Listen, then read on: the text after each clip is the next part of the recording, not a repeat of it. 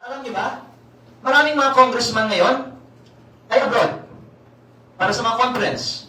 Baka mas marami pa sa nakaraang mga linggo ay nasa conference.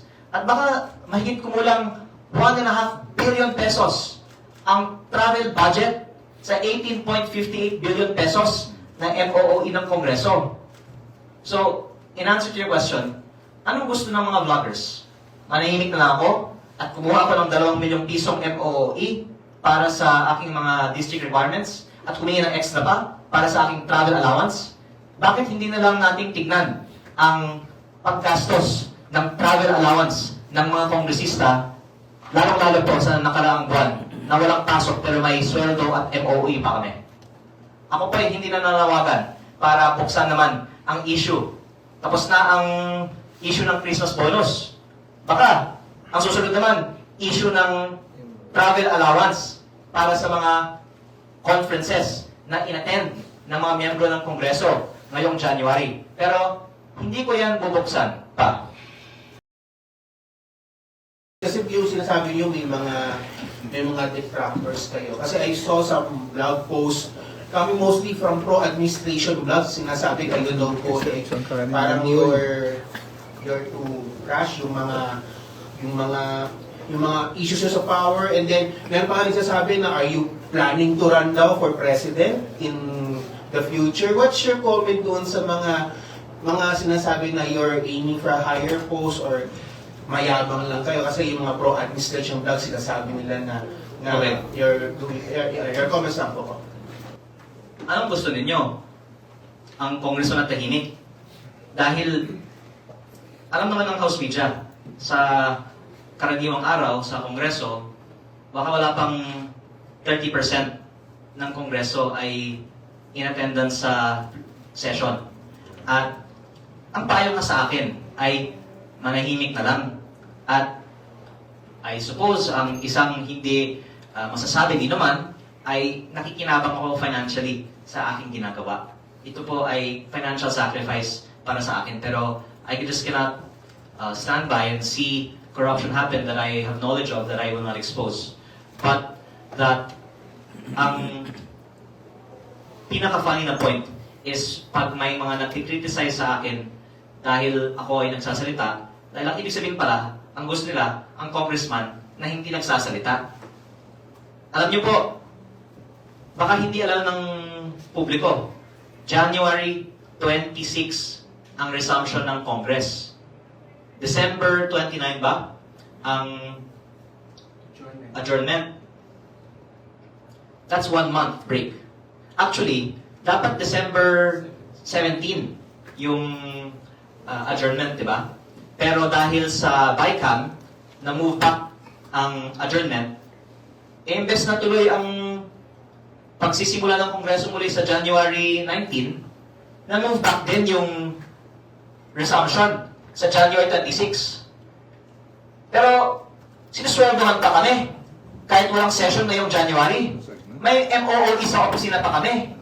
At alam niyo ba, maraming mga congressman ngayon ay abroad para sa mga conference. Baka mas marami pa sa nakaraang mga linggo ay nasa conference.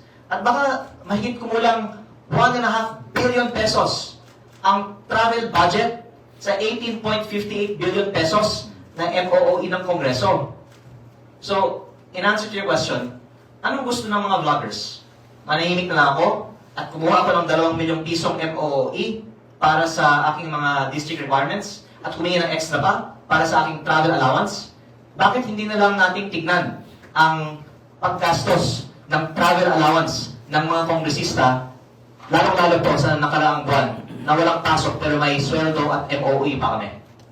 Ako pa hindi na nanawagan para buksan naman ang issue. Tapos na ang issue ng Christmas bonus. Baka, ang susunod naman, issue ng travel allowance para sa mga conferences na inattend ng mga miyembro ng Kongreso ngayong January. Pero, hindi ko yan bubuksan pa. Kung pahabol lang po ako, since no comment kayo dun sa impeachment ni PBBM, baka meron kayong reaction dun sa sinabi ni VP Sara na ginagawa daw kong fundraising ng mga members ng House, yung pagpirma sa impeachment. Do you agree? No comment po sa topic na lang na yan dahil kahit naman hindi tungkol sa personal or private matters ko, pero sa ibang mga issues, gusto ko sana focus tayo dito sa topic ko na DPWH files. At kung maaari po, I'll just take any more questions about this DPWH files topic. Pero kung bahagi po kayo ng House of Representatives at kabilang din kayo sa mga posibleng magbumoto dito sa impeachment against VP Sara and even President Marcos. At saka transparency po yung inyong advocacy, anti-corruption. Ito po ay malinaw na lagi naman sinasabi, way back from the first impeachment against VP Sara, na may bayarang nangyayari.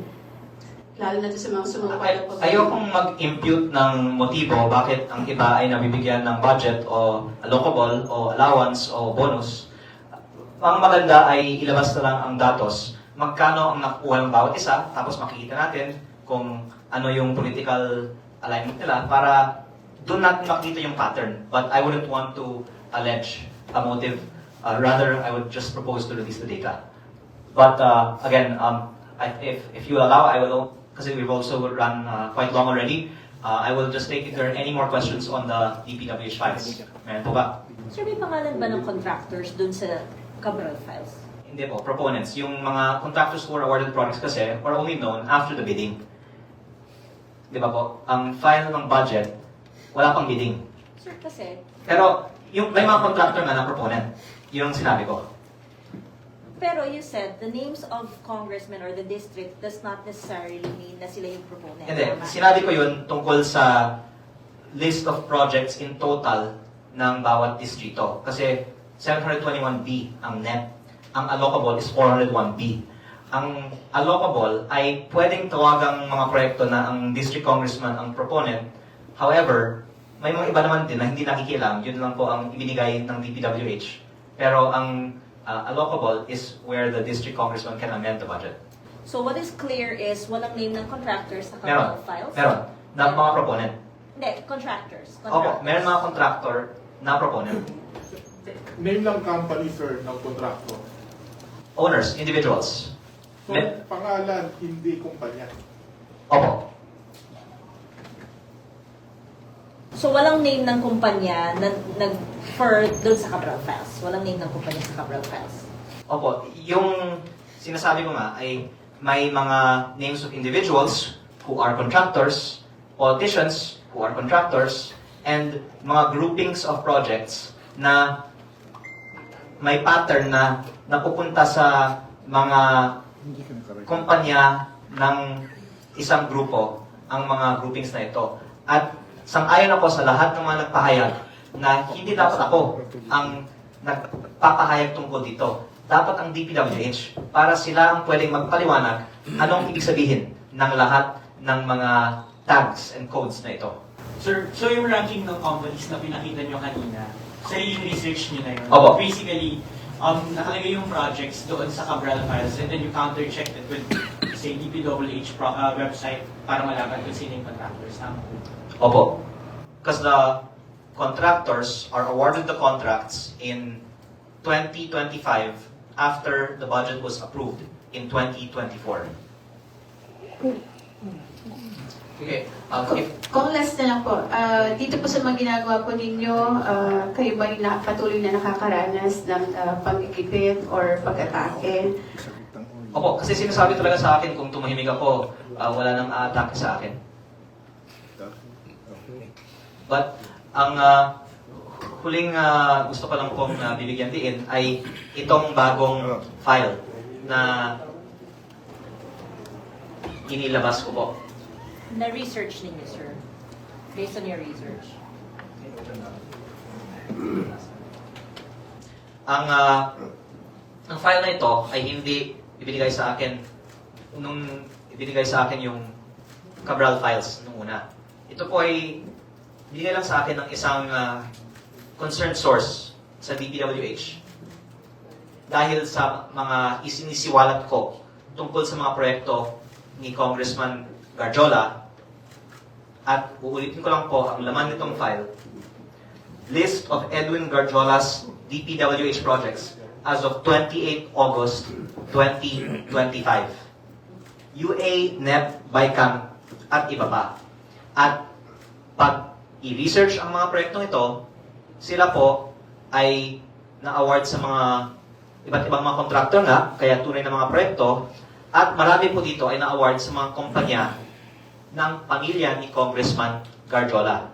Which, if you just take the evidence at face value, should be material for a case na may kasabwatan ang proponent at contractor. Kaya ang simple ko pong tanong, kung ito pong dokumento ay as of August 28, 2025, bakit hindi pa ginamit para sa kaso tungkol dito?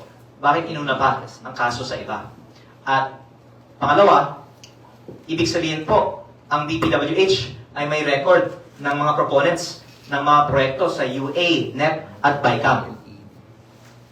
Kung maaari po, pwedeng ilabas sana ng DPWH ang lahat ng iba pang mga listahan tulad nito at malaman sana ng taong bayan sino ang mga proponents ng mga proyekto sa NEP at UA. Dahil ang sinasagot ng DPWH, ang mga BICAM insertions, hindi nila alam dahil Kongreso yun. At ang Kongreso naman hindi nagbibigay ng impormasyon.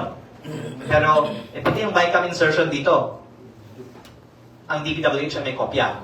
Pero, lalo na ang NEP dahil sila ang gumawa, ang DPWH ay may listahan ng proponents. Pati na rin po ang UA. At pangwakas po, ang punto ko kanina sa pagsisiwalat ng mga list of projects under the non-district congressman allocable lists sa file ni Yuse Cabral, and the contractors who won there are may mga anomalya sa mga proyektong ito. Ibig sabihin, may mga kumita siguro kung pwedeng tignan lang ng mas mabuti, not reaching any conclusions, at hindi po district congressman, hindi po kongreso ang may gawa nito. Ang DPWH ang pumili ng mga proyekto. At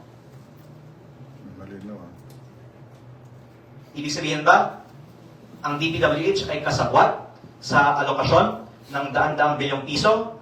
O pwede bang ituro ng DPWH sino ang nagsabi sa kanila na pondohan ang daan-daang bilyong pisong mga proyekto sa NEP, sa labas ng mga District Congressman Allocable, at UA, na ang executive branch po ang may hawak. Kung nais nating investigahan ang tunay na malawakang korupsyon, hindi po ang mga substandard projects sa district engineering offices ang dapat investigahan. Sino ang nag-utos na pondohan ang daan-daang bilyong pisong mga NEP outside allocable and UA projects? Yan po, sa tingin ko, ang mas worthwhile na tingnan. Sir, hindi po pwedeng kasuhan nyo na lang si Garjola kasi parang hindi gumagalaw yung kaso niya. Well, may nagsabi na gumagalaw naman. At nireport naman na may asset freeze, di ba? Kaya, ayaw ko naman sabihin na hindi gumagalaw. At kung lumabas man na may aksyon sa madaling panahon, sasaludo po ako sa mga naging investiga. Kung mabilis na question lang tungkol dun sa document. Kasi sinabi nyo kanina na hindi siya authenticated, but you said it came from an insider sa DPWH. Can you just describe the quality of your source? Is it a top official? Is it an undersecretary? Kasi parang sa amin din sa media, it will be difficult for us to carry such a Kaya, document. I'm just posting it on Facebook after this. Take it for what it is. Ang pagbibigay nito sa akin ay galing sa isang mababang staff na hindi ko na-meet. Nakuha lang yung number ko at pinadala sa akin.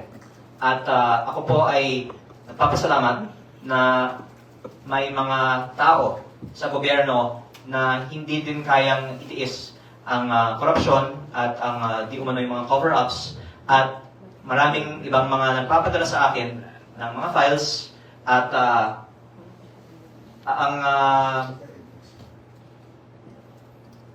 files na ito ay hindi lang, of course, relevant kay Kong Garjola. It's relevant to the whole question of what data DPWH has. And I hope, actually, that DPWH can answer whether it is true that they have records on the proponents of UA, NET, and BICAM projects, and hopefully this can be used for the other investigations. Sir, did you Sir, verify? No, as in, basta may mga nagbibigay kasi sa akin. Yung email address ko nga po nasa Facebook page ko eh. So, I'm just posting it, take it for whatever it is. Pero, sorry, verify ko ang mga projects na ito at ito po ay tunay na mga proyekto na napunta sa kanya. At meron din akong ibang mga files na bangga dito at ito po ay sa tingin ko credible. Pero take it for what it is. Sir, sorry.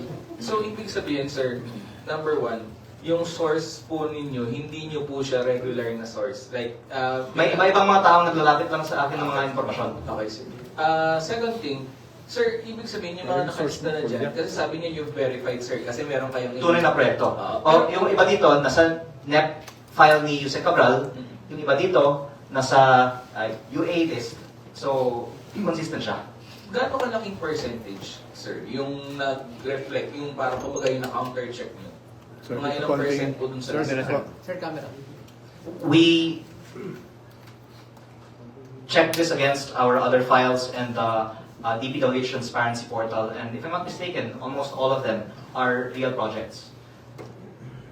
Nag-post po kami tungkol sa mga projects ni Congressman Garjola last week. At ito po ay consistent sa laman ng post na yun. Kung baka gusto mo na rin sagutin, totoo po ba na mas lumaki yung budget para sa distrito mo kung ikukumpara yung NEP dun sa 2026 ka at magkano po yung project mo? Opo, dahil sa 2026 NEP, maraming mga naglalagay ng outside allocable on top of the allocable ng mga congressman. Tapos, nung isiniwalat ko ang mga issue sa corruption sa DPWH, actually bumaba ang NEP ko dahil wala nang gustong mag-parking sa aking distrito. Kaya, tumaas naman sa GAA dahil ibinaba dahil sa pag-alis ng mga outside allocable sa aking NEP. Kaya actually, galit na galit ako sa outside allocable na ito dahil ang lumalabas, kung ikaw ay hindi sang-ayon sa lutuan ng bidding, hindi ipaparking ng mga kontraktor ang mga proyekto sa inyong distrito. Kaya ako po ay nagpapasalamat na kinorekta ang pagbaba ng budget ng aking distrito. Pero, by the way, as a matter of fact, ang budget ng aking distrito sa taong 2026 ay mas mababa kaysa sa budget sa aking distrito sa taong 2025 nung panahon ng dating congressman. Dahil sa taong 2025, maraming ang mga nagparking ng mga proyekto sa aking distrito. Magkano po? Yung budget ng aking distrito sa taong 2026 ay I think almost 6 at sa 2025 around 5. 6 billion. No, noon. Oh, Tapos ngayon mga 5. 5. At ito po ay vast majority nasa multipurpose buildings para sa schools. At yung road projects ay ibinaba ko ang presyo para pondohan ang schools. Dahil ipinost ko po itong lahat sa Facebook. Kung gusto nyo din pong tignan ang aking Facebook page para sa ating quotable na mga pahayag tungkol dito. Ang dinagdagan ko ang budget para sa schools. Wala akong dinagdagan kahit anong project na hindi multipurpose building o patubig o school na ini-request ng lokal na pamahalaan o barangay dahil ang aking distrito ay nasa top 10% in terms of population sa buong bansa at kaya paulit-ulit ako tungkol sa budget allocation issues dito dahil luging-lugi ang mga malalaking distrito at ang Calabarzon sa current budget allocation system at ang lumalabas nga paumanhin sa mga kasamahan mo sa Kongreso, nakikita natin yung allocable budget per district at malaki ang allocable budget per district ng ibang mga distrito na wala pang kalahati sa populasyon ng aking distrito. hindi po ito usapan patungkol sa lugi ako dahil maliit ang budget ko. Lugi ang mga mamamayan ng distrito ko. Dahil sa matagal ng panahon, doon sa mga lugar na maraming kontraktor pero konti ang tao, inilalaan ng DPWH ang outside allocable budget. At ako po ay humihingi ng paumanhin sa aking mga kasamahan dahil I think yung isang resulta nitong pagsisiwalat ng mga budget information sa DPWH ay booking na yung mga ukol. Ayaw kong pangalanan yung mga distrito na may ukol. Pero siguro, ang responsableng gagawin ng media tulad ng ginawa na ng ibang mga investigative reporters ay isiwalat yung mga distrito na may malaking alokasyon at dagdagan ko on a per capita basis. Dahil muli, ang aking distrito ay top 10% ng population ng mga congressional districts. Lugi, hindi po ako. Lugi, sa matagal ng panahon, ang mga kadistrito ko at ang mga mamamayan ng Batangas. At pag mas based on population at other reasonable metrics, ang budget allocation, ito po ay makakatulong sa mga probinsya katulad ng Batangas na for a long time hasn't gotten its fair share of the DPWH budget. Sir, clarification lang. Kayo po ba yung nag-request na itaas sa GAA? Ako po ay nagsasubmit ng mga requests para sa mga classroom buildings sa aking distrito. Yes, at lilinawin ko lang po na lahat po ito ay based on the requests of the LGU or the barangays at wala po akong dinagdagan na hindi multipurpose building, school, water system, o iba pang mga pangangailangan ayon sa lokal na barangay, walang road, wala pong slope protection, at yung presyo ng road sa aking distrito ay pinababa ko pa. Nagsulat ako sa House Committee on Appropriations kung pwede kahit na hindi ibinaba ang presyo sa buong bansa, mas ibaba nyo yung sa akin para yung matipid ay maibigay sa dagdag pondo para sa classrooms. Sir, di ba proponent ang tawag doon? Opo. At ipinagmamalaki ko na ako ay proponent para sa mga proyekto sa mga classroom. At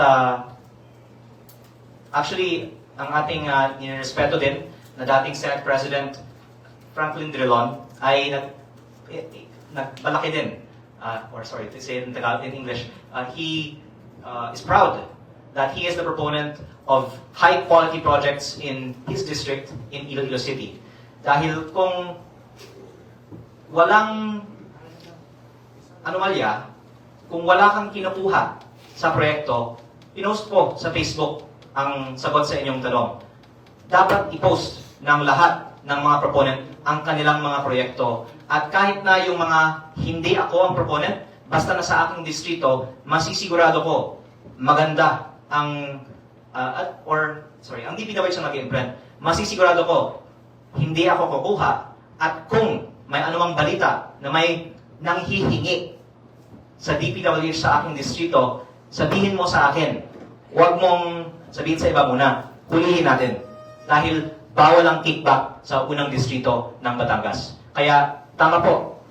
Pag hindi ka kumukuha, hindi mo dapat itinatago, pinost ko sa Facebook, katulad ng ibang mga senador na pinagmamalaki nila ang kanilang mga magagandang mga proyekto. At ito po ay patunay na ilabas lang natin lahat ng mga files ng mga proponents dahil kung wala ka namang kinuha, hindi mo dapat itago.